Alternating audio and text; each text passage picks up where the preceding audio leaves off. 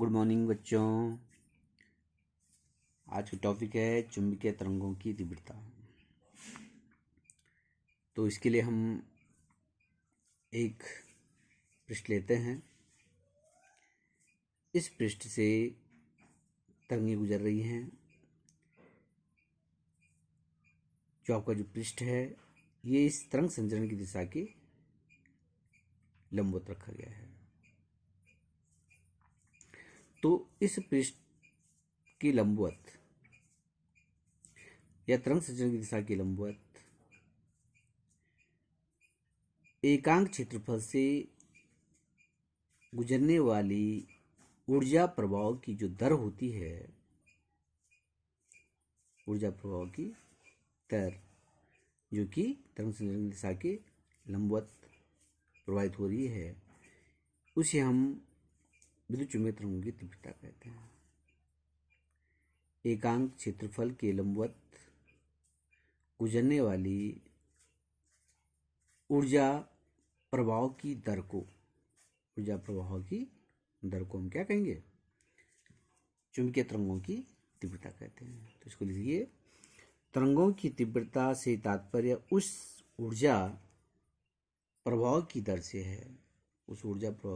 है, जो तरंगों के संचरण की दिशा के लंबवत रखे एकांक क्षेत्रफल से प्रवाहित हो रही है। इसका मात्रक जूल प्रति सेकंड प्रति वर्ग मीटर या वाट प्रति वर्ग मीटर होता है। अगर आपके पास है विद्युत चुंबकीय स्पेक्ट्रम,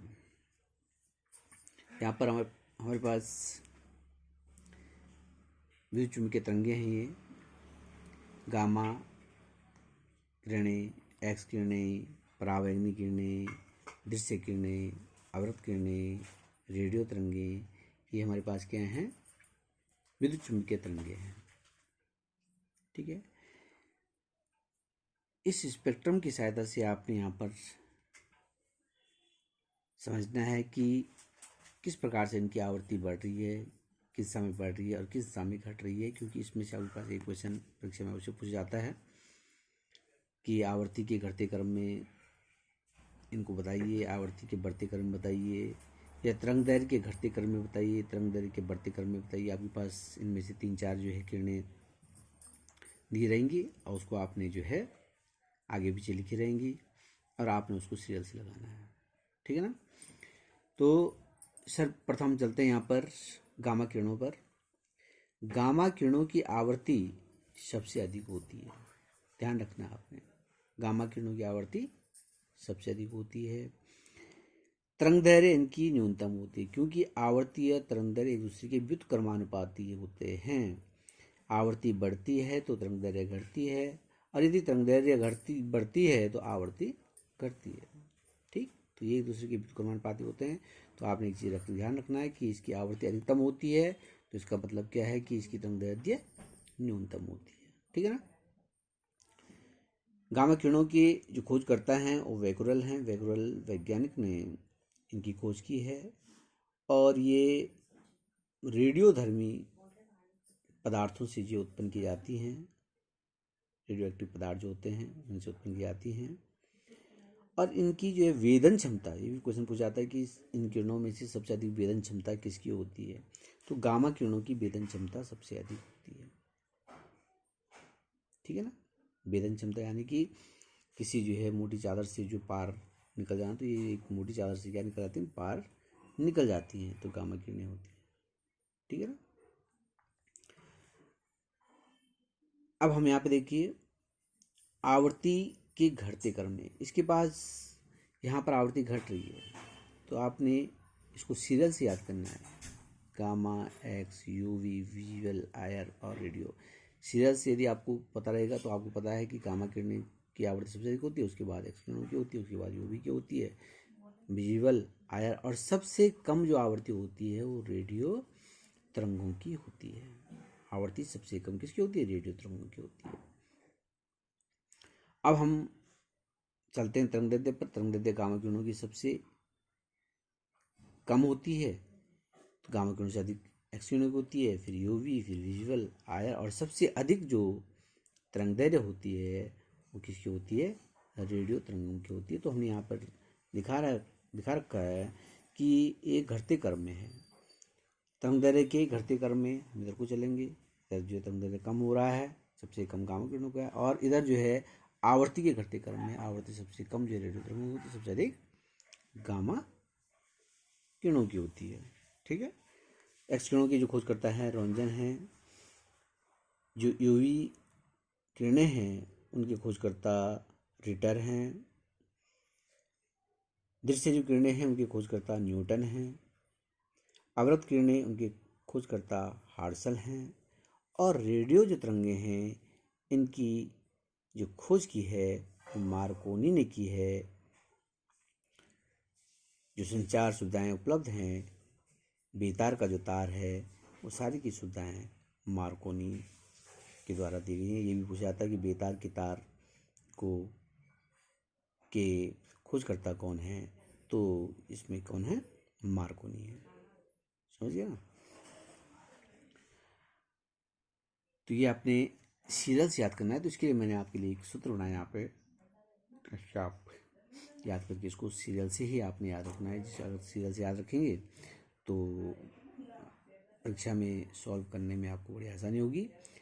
तो गा ए मतलब गाए गाओ एक तरह से है, परादृश्य, परा मैंने दूर का दृश्य, दृश्य मैंने जो सीन होती है, और अरे बोलते हैं ना अरे, तो ये अरे, तो गाए परादृश्य अरे, गाए परादृश्य अरे। गा का मतलब गामा किरणें, ए का मतलब एक्स किरणें, प का मतलब परावैंगनी किरणें, रा का मतलब परा एक ही हो गया है, परा मतलब परावैंगनी किरणें, दृश्य मतलब दृश्य किरणें, अ मतलब अवरक्त किरणें, रे मतलब रेडियो तरंगें। समझिए ना, का मतलब गामा, ए मतलब एक्सरे यानी कि एक्स किरणें, और परा मतलब परावैंगनी किरणें, दृश्य का दृश्य किरणें, अ का अवरक्त किरणें, और रे का रेडियो तरंगें। तो इस प्रकार से आप गाए परादृश्य रे, गाए परादृश्य रे, इसको गाते गाते आप इसको जो है याद कर सकते हैं। ठीक है ना, तो इसको याद कीजिए। अगला आपके पास है विद्युत चुम्बकीय तरंगें। ये किस प्रकार से उत्पन्न की जाती हैं, तो ये हमने आपको बता रखा है। जब जो है आवेश गति करता है तो उस अवस्था में जो है परिवर्ती विद्युत चुम्बकीय क्षेत्र के द्वारा परिवर्ती विद्युत क्षेत्र के द्वारा परिवर्ती चुम्बकीय क्षेत्र उत्पन्न किया जाता है, और परिवर्ती चुम्बकीय क्षेत्र के द्वारा परिवर्ती विद्युत क्षेत्र उत्पन्न किया जाता है, जिसके कारण विद्युत चुम्बकीय तरंगें उत्पन्न होती हैं। ठीक है ना, तो इसको हम तरंग का स्रोत लिख सकते हैं। आवेश यहाँ पर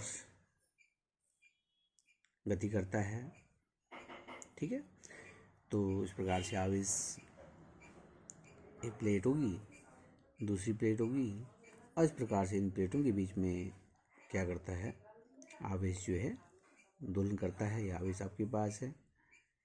ठीक, आवेश इस प्रकार से यहाँ से नीचे और इसके बाद ऊपर इस प्रकार से दोलन करता है, जिससे जो क्या होती है, आवेश के दोलन के कारण से क्या होती है, यहाँ पे परिवर्ती जो है विद्युत क्षेत्र उत्पन्न हो जाएगा, और जिसके कारण परिवर्ती विद्युत क्षेत्र के कारण जो है परिवर्ती चुंबकीय क्षेत्र उत्पन्न होता है, और परिवर्ती चुंबकीय क्षेत्र के कारण जो है परिवर्ती विद्युत क्षेत्र उत्पन्न होता है, और जिनके कारण यहाँ पर जो है विद्युत चुंबकीय तरंगें उत्पन्न होती हैं, जो कि बहुत ही लाभदायक है संचरण के लिए। जितने भी हम यहाँ पर रेडियो, मोबाइल आदि जो है जो तरंगें निकल रही हैं, जो तरंगें हमारे पास पहुँच रही हैं, वो सारी दिन ये वैज्ञानिक जो हमारे हुए हैं मार्कोनी, इन्हीं की देन है।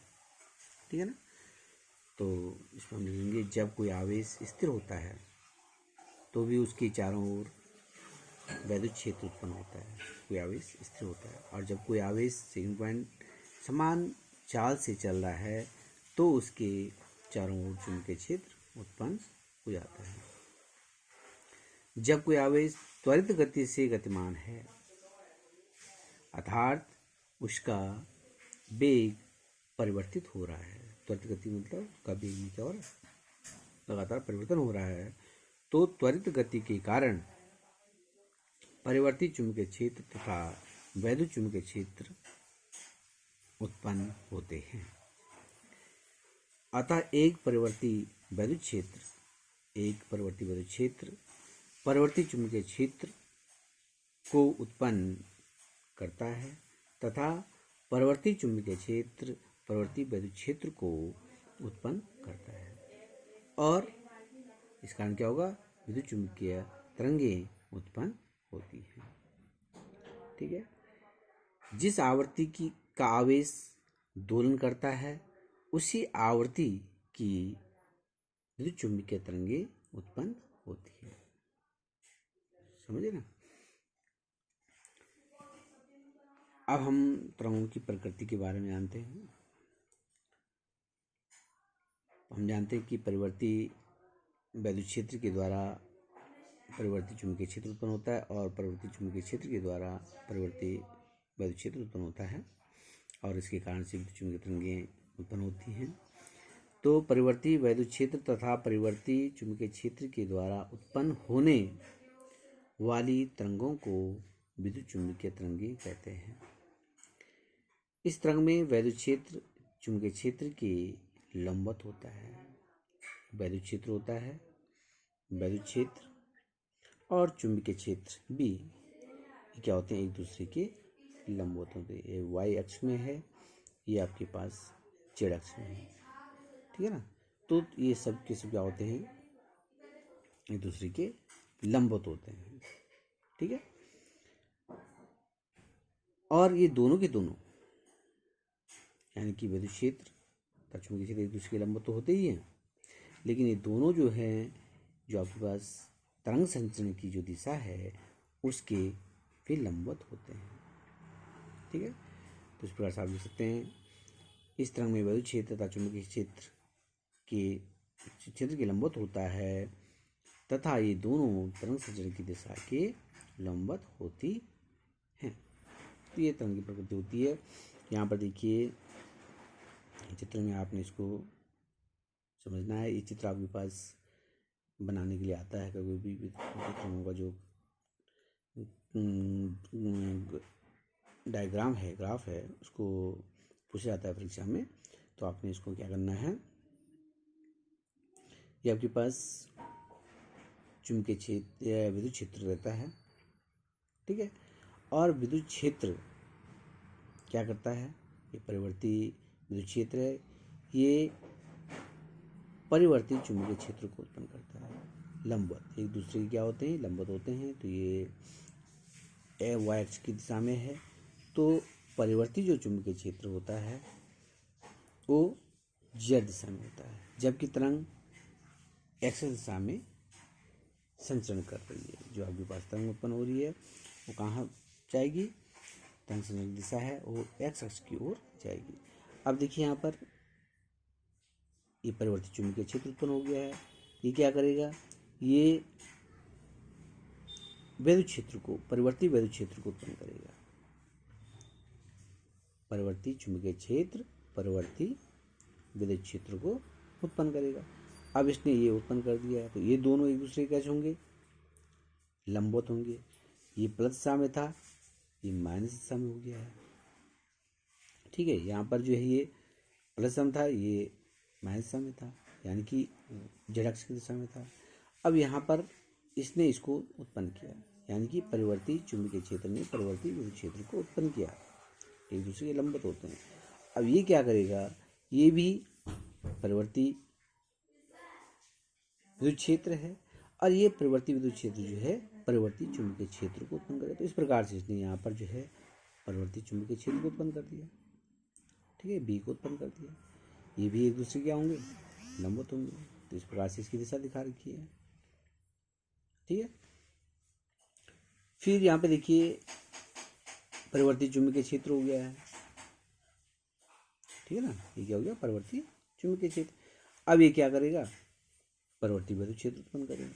इसने जो है फिर परिवर्ती विद्युत क्षेत्र उत्पन्न कर दिया है, इसके कारण ये उत्पन्न हो गया है, ठीक है। फिर ये क्या करेगा, इसका वही काम है, परिवर्ती विद्युत क्षेत्र होगा वो परिवर्ती चुंबकीय क्षेत्र को उत्पन्न करता है। इस प्रकार से परिवर्ती चुंबकीय क्षेत्र उत्पन्न हो जाएगा और इसी प्रकार से चलता रहेगा। अगर आप तो यहाँ पर जो है इनके उत्पन्न होने से विद्युत चुंबकीय तरंगें जो है निकलेंगी। ये आपके पास तरंग जो है एक्स एक्स दिशा में आपको ये तरंगें प्राप्त होंगी, ठीक है ना।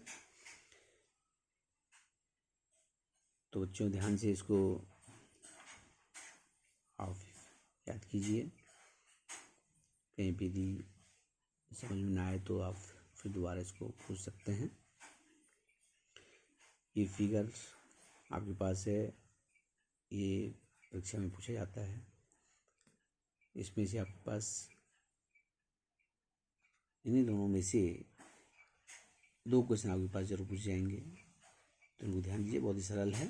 यहाँ पे आपने विद्युत चुम्बकीय स्पेक्ट्रम को जो है सीरियल से याद करना है, जैसे मैं आपको सीरियल से बताया, इसको याद कीजिए। गाये परादृश्य अरे, तो इससे आपको जो है सीरियल से याद हो जाएंगे। और आपने याद रखना है कि इसकी आवृत्ति सबसे अधिक होती है, तो आवृत्ति के घटते क्रम में इस प्रकार से आप लिख सकते हैं। आवृत्ति के बढ़ते क्रम में आप इधर को लिख सकते हैं। तरंग दैर्ध्य के जो है बढ़ते क्रम में इधर को, घटते क्रम में इधर को, ठीक है ना। और ये आपके पास जो हमने डायग्राम बनाया है, इसको भी आपने याद रखना है, क्योंकि ये भी काफ़ी इम्पोर्टेंट है, परीक्षा में पूछा जाता है। ओके।